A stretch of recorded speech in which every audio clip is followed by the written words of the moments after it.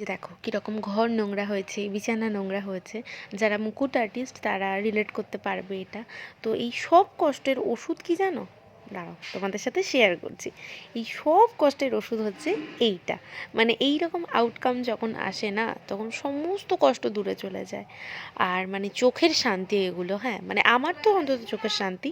তো এই যে দেখো আমার মানে পুরো পাগলের মতো অবস্থা। একদিনে 4টে মুকুট কমপ্লিট করাটা মানে ভেরি ডিফিকাল্ট, মানে আমার কাছে অন্তত। তো আমি তাও করেছি, পেরেছি এটা। কেননা আমার এটা মানে একজন স্পেশাল পার্সনের জন্য আমি বানিয়েছিলাম।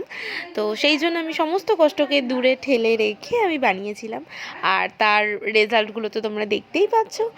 এই যে এখানে তোমাদের একটা কথা বলি, মুকুটটা কতটা স্ট্রং হয়েছে তোমরা দেখো। এতটা জোরে মানে ভিডিওগুলো আমার ছাদে শ্যুট করা, এতটা জোরে হাওয়া দেওয়ার পরেও কিন্তু মুকুট নড়ছে না, পালক উড়ে যাচ্ছে কিন্তু মুকুট কিন্তু উঠছে না। হ্যাঁ, তো তোমরা অবশ্যই জানিও মুকুটগুলো কেমন লাগলো আর আমার ভিডিওটা কেমন লাগলো। আর ঝটপট তোমরা তোমাদের বিয়ের মুকুটটা আমার কাছ থেকে বুক করে নাও।